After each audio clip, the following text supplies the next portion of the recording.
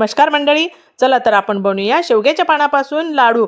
यासाठी लागणारे 1 वाटी तूप, 1 वाटी कणिक, 1 छोटा बाउल गूळ आणि शेवग्याचे पाने सुकवलेले अक्रोड, मगजबी, काजू, बदाम, पिस्ता आणि सनफ्लावर बी आणि विलायची पावडर।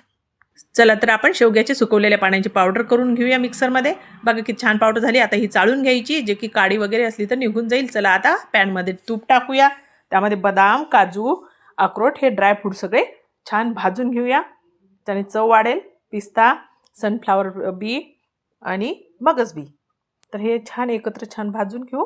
आता याला मिक्सरच्या भांड्यात काढून घेऊ। जाडे भरडे झाले पाहिजे, जास्त बारीक करायचे नाही। चालू बंद केले की छान भरड तयार होते। चला तर आता पॅन मध्ये तूप टाकू आणि त्यामध्ये आता आपण छान कणिक बदामी कलरची होईपर्यंत भाजून घेऊ। जास्त लाल पण नाही करायची आणि कच्ची पण नाही ठेवायची। बघा तर मंद गॅसवर भाजून घेतली। आता आपण यामध्ये मोरिंगा पावडर म्हणजेच की शेवग्याची पानाची पावडर टाकून घेऊया, की शुगरसाठी पण कंट्रोल करते आणि हाडे मजबूत करते। चला आता आपण एका ताटामध्ये याला छान काढून घेऊया। आता यामध्ये टाकूया ड्रायफ्रूट जे आपण भरड केलेली आहे ती भरड आणि विलायची पावडर आणि ते मिक्स करून घेऊया।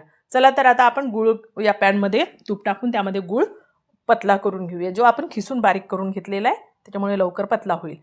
नसं थोडंसं आपण पाण्याचं 2 शिंतोडे टाकूया, जास्त पाणी नाही टाकायचं की ते पतला होऊन जाईल। चला आता आपण या छान पाक झाला, यामध्ये आता ही सगळं पावडर वगैरे मिक्स करून टाकून देऊ। याला आपण एका ताटात काढून घेऊ आणि कोमटच असताना थोडं लाडू बांधून घेऊ। जास्त जर थंड झालं तर लाडू बांधल्याने गुळाचा कडकपणा येऊन जाईल त्याला। बघा आता कोमट झालंय, लगेच आपण याला लाडू बांधायला घेऊया। एक एक करून असे लाडू बांधू आणि त्याच्यावर डेकोरेशनसाठी आपण काजूचे काप असे लावून देऊ, दिसायला छान आणि खायलाही छान लागतील। हे मोरिंगा म्हणजे शेवग्याचे लाडू कॅल्शियम व लोह भरपूर प्रमाणात देतात, ज्यामुळे रोगप्रतिकारशक्ती वाढवते, हिमोग्लोबिन सुधारते आणि अनेक गुणधर्म आहेत यामध्ये, त्यामुळे स्त्रियांसाठी तो खूप लाभदायक आहे। व्हिडिओ आवडल्यास लाईक करा, शेअर करा, सबस्क्राईब करा। धन्यवाद।